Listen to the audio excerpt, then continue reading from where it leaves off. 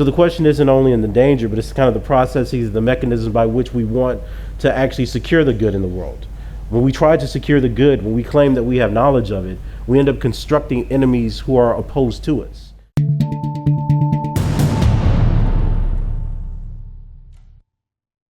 Should we conclude that dividing the world into good and bad is not just misguided, but actually dangerous? Tommy. Yes, so I would have to say that those kinds of binaries have been utilized throughout history largely as an extension of what one in-group or dominant ethno-group has thought reflects the qualities of themselves, and how they've utilized the notion of good, be it morality or even an independent system of ethics by which we determine what the good, the bad, or the evil should be, to impose certain kinds of norms and structures on outgroups. It's fascinating to me because when you look at the whole history of Western thought, some thinkers like a Rousseau, for instance, would say that the idea of good and evil actually originates in civilization, when one wants to create a system of ethics by which we could evaluate and judge actions in individuals and ultimately groups. He thought this is one of the failures of the arts and sciences and the letters. So you're looking at a tendency, not of all of humanity, but I think particularly in Western humanity, to impose the good as an intuitive, that has an intuitive relationship not only to reason but to being, and to suggest that people who exist or the groups that exist within kind of the illumination of the good has the right to not only impose but rule over those who are bad or evil or don't have the same access to it.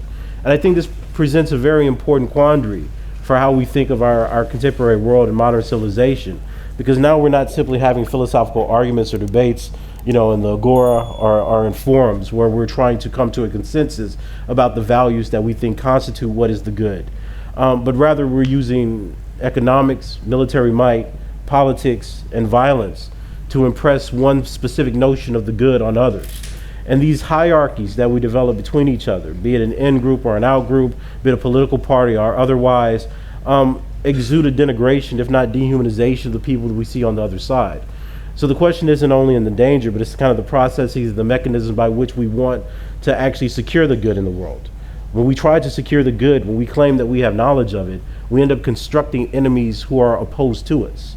So what becomes evil is not something that is obvious and intentional, something that's a brute fact of nature that simply imposes itself on everyone else equally, but rather what a particular group defines as the evil that they want to overcome.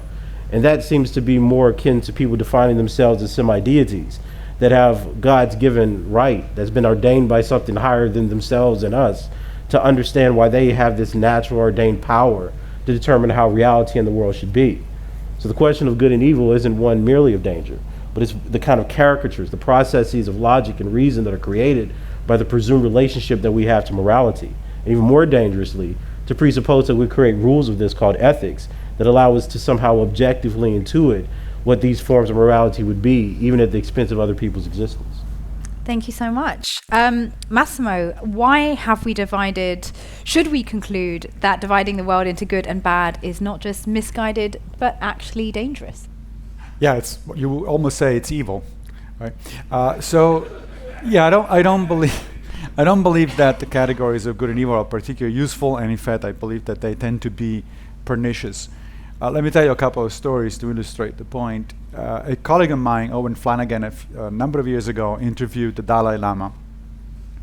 And Flanagan was curious about how the Dalai Lama would react to this classic thought experiment. He said, so if I had a time machine and I were allowed to go back in time and kill Hitler, should I not do it? And shouldn't I do it because Hitler was evil? Let's start with Hitler, because why leave the obvious easy case for later? And the Dalai Lama's response, and on top of that, Owen said, should I also not be angry about Hitler, right? That's what motivates me. I know what Hitler did, and I get angry, and I go back in time and kill him. The Dalai Lama's response was, you absolutely should go back and kill Hitler.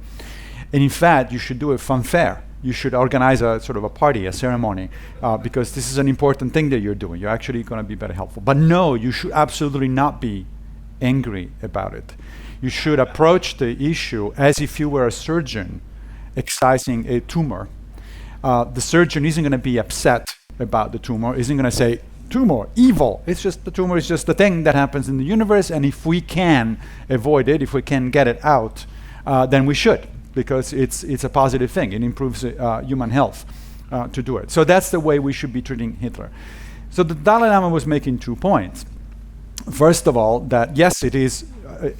It's not a question of opinion whether Hitler was a positive or a negative in the cosmic dharma web of dharma. It clearly was not a good thing. That's why you get rid of it.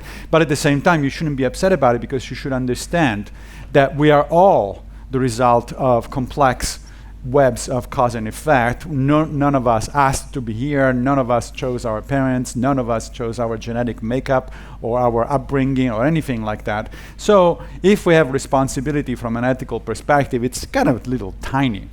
And that doesn't mean that we shouldn't be held responsible for what we do, but that should happen with a certain attitude in mind. The second story I want to tell you goes back to the early 2nd century and to ancient Rome. The Stoic teacher Epictetus was asked a similar question by one of his students. Of course, Hitler was not born yet. Caligula was.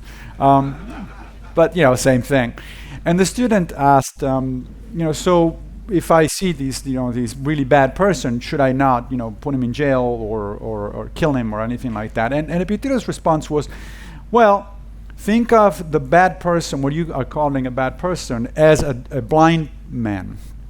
The blind man is going down the street and he's likely to hurt himself and bump into others, possibly hurt other people. But you wouldn't go in there and put him in jail or kill him. What you're going to do is, first of all, to make sure that he doesn't hurt other people. And second of all, if possible, to make sure that he doesn't hurt himself and perhaps even help him to be cured of his blindness. That's the way you should approach things. And it's the same with every human behavior. So the result, the upshot of all of this is that categories like good and evil are not helpful, because they tend to be dichotomous. They tend to create this sharp distinction. And obviously we are always the good ones, right? It's always the other side that is bad. We're not evil.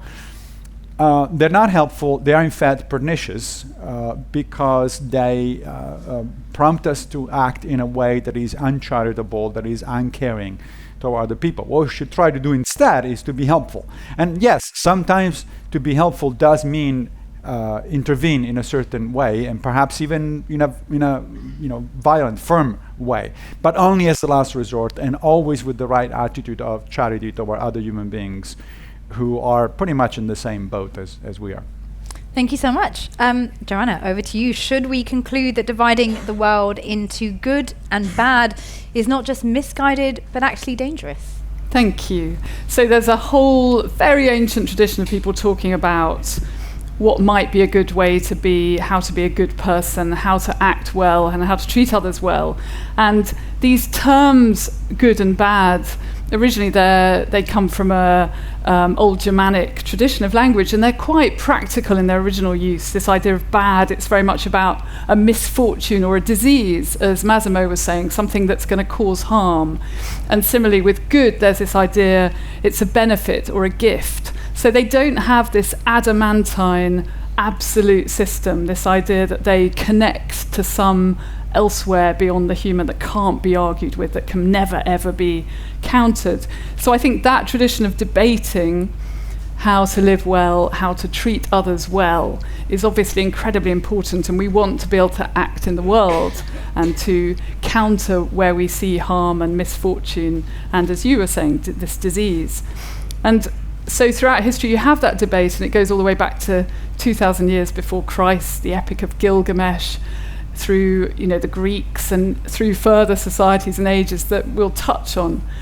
But I think also then you have those people who are trying to control everything, as we've heard from Tommy, that they're trying to just sanction their own activities with reference to this absolute realm that can't be countered. And I think you get these crisis points then consistently where people try to react against this. And William Blake, existing in the 18th century in a society where slave labour, the slave trade is still operating, child labour is being used, there's massive inequities, poverty, and he just says, your terminology is completely corrupt. You argue that this is the good, and your entire system of values has failed utterly, and so I will do something else. I'll create another version of values. So I think we don't want to fall into a trap that's often set for us in this debate, that if we don't accept that absolute realm, then we can't debate the terms. We can all debate and intervene and discuss. And Adrian Rich talks about this idea of moral responsibility is refusing to let others do the naming and the talking for you. You join the conversation and you invite others to join. So I definitely argue for that, for debating, which I guess is what we're doing. So that would be my argument. To continue watching this video, click the link in the top left or in the description below. Or visit iai.tv for more debates and talks from the world's leading thinkers on today's biggest ideas.